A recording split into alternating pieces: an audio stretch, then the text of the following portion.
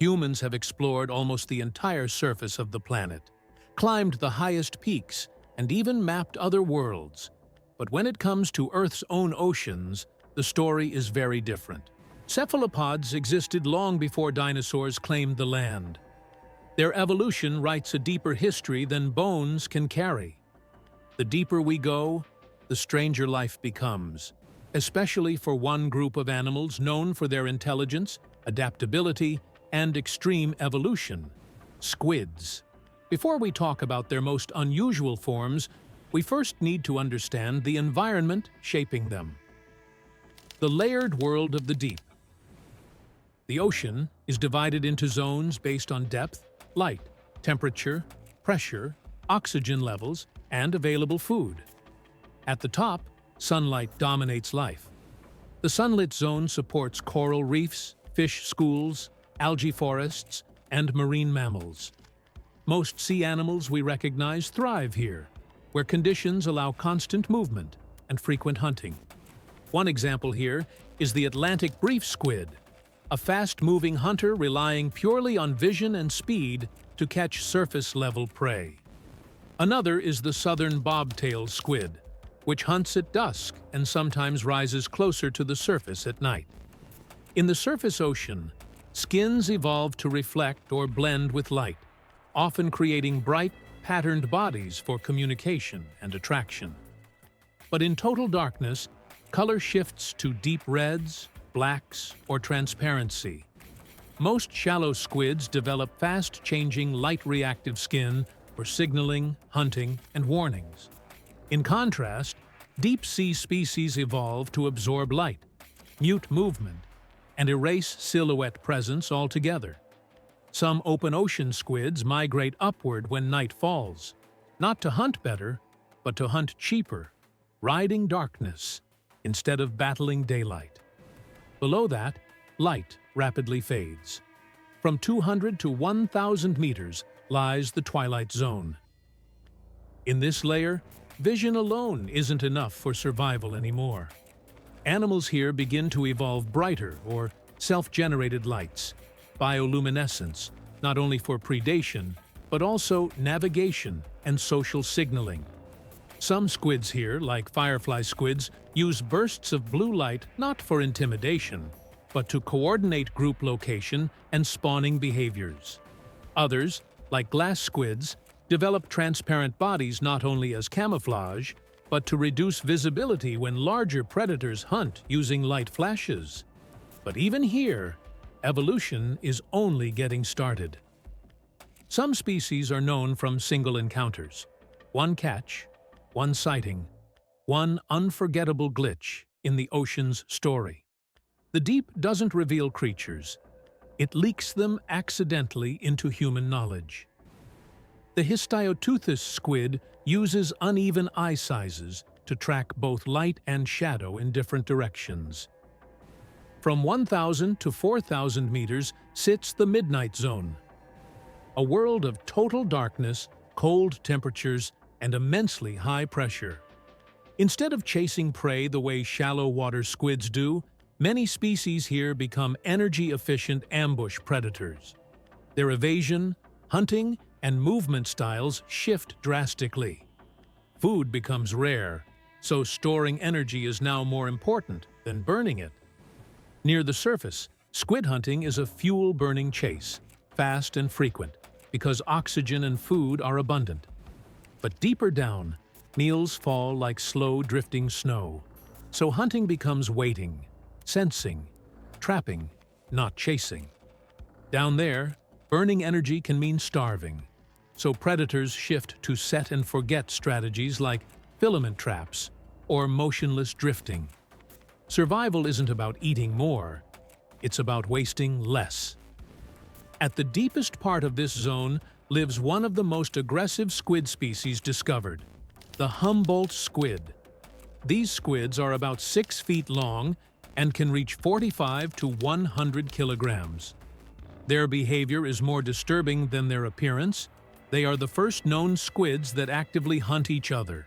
Their hooks aren't defensive tools, but feeding adaptations used to tear and process flesh when cannibalistic competition occurs. Unlike most solitary squids, Humboldt squids operate in groups, changing color patterns mid-hunt for communication, a trait made possible by rapid-acting skin chromatophores. They swim up to 40 kilometers per hour, faster than an average human could ever sustain, but still focus on smaller prey like crustaceans and fish, not animals our size. They can injure, but human fatalities are not recorded. The vampire squid drifts in the deep between 600 to 1,200 meters. Carrying the word squid in its name, even though it isn't a true squid, but an ancient relative that adapted early to extreme ocean conditions. Unlike the bigfin squid, which we'll dive deeper into later for its extreme deep-sea design, the vampire squid relies on slow, cape-like movements instead of long, drifting tentacles, perfectly suited for low-oxygen waters where speed becomes a waste of energy.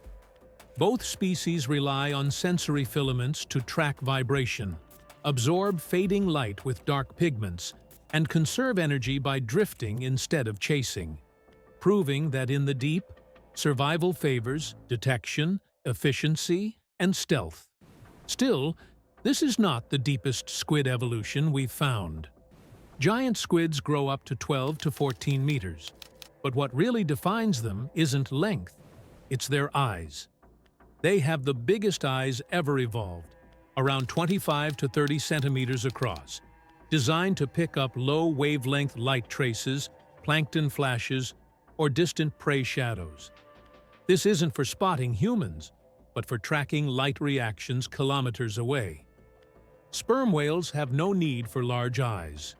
Their hunting is almost fully rooted in echolocation, allowing them to detect large squid silhouettes through sound mapping rather than vision. When whales surface, scars on their bodies and undigested squid beaks in their stomachs show frequent physical encounters, proving contact is common, but dominance comes from sensory tracking, not physical power comparison. The giant squid survives mostly through jet-powered propulsion and distance striking, while the sperm whale locates first, then attacks, turning perception into predation. Jet propulsion works like a superpower, until oxygen becomes currency you can't afford to spend. So deeper squids evolve away from engines, shifting instead to floating, filament arms, and stillness. Beyond 4,000 meters lies the abyssal zone, where plant life disappears entirely. Food here is mostly marine snow, organic material falling from above, so movement evolution changes again. Drifting now replaces swimming for many soft-bodied creatures. One of the longest but thinnest squid species likely to exist here is Asperoteuthis acanthoderma, reaching 5 meters long, yet still weighing far less than shallow water relatives. It likely detects water vibration through trailing sensory arms, but has never been studied enough to confirm diet, lifespan, or reproduction cycle. And then we reach an even larger mystery. The deep ocean feels less like a place and more like a question mark, dragging downward into eternity. And squids feel like the handwriting evolution uses when it runs out of rules. Colossal squids belong to the Cranchidae family, relatives of glass squids. The colossal squid isn't transparent, but still shares energy conservation traits from its ancestors. The heaviest specimen recorded was around 495 kilograms, but larger individuals are estimated to reach 600 kilograms. Their hooks aren't replacements for suckers, but evolved rotation-efficient grasping tools that allow them to latch onto struggling prey, draw them closer, and process muscle and bone using a highly durable beak, one of the strongest in the deep, capable of slicing through dense tissue. Ink clouds help escape in bright seas, but they become useless when nights never end. So deeper species trade ink sacs for nerve-sharp senses and energy-saving designs. The only zone deeper than the abyss is the hadal zone. starting at 6,000 meters and reaching the deepest trenches on Earth. Most life here is microscopic due to energy limits, but some squid sightings exist near the upper trench layer. The Bigfin squid is the most unusual form detected so far. No full adult specimen has ever been collected, so all behavior descriptions remain inference-based, not observation-based. Its bent joint tentacles likely help prevent tangling during drift steering, and its translucent body may minimize detection when predators flash light. Which means the ocean's deepest mystery isn't what we see, but what we haven't even found yet. And the deeper we go, the more the ocean replaces familiar forms with creatures shaped entirely by pressure, darkness, and scarcity. Researchers also suspect that some undiscovered squid species may move so slowly that sonar sensors and drones mistake them for floating debris, meaning new species could literally have been recorded without being recognized. With less than 5% of the deep ocean explored, every expedition has the potential to rewrite what we think we know. Somewhere below the reach of our cameras and submersibles, entirely new cephalopods may be drifting right now, unknown and unrecorded. And until we see them for ourselves, the darkest parts of our planet will continue to hide the strangest life it has ever created. But as we journey from the surface to the deepest parts of the ocean in this video, something else makes that descent with us: our trash. Plastic waste released at the surface doesn't stay there. Lightweight packaging, fishing gear, microplastics, and synthetic fibers break down and drift with ocean currents, slowly sinking through the same layers of water that marine life depends on. Some pieces descend within weeks, while others take years, moving zone by zone, carried by turbulence, temperature gradients, and sinking marine snow. In the twilight and midnight zones, plastic fragments become part of the food web. Small organisms mistake them for prey, are eaten by larger animals, and the material continues its journey downward through digestion and waste.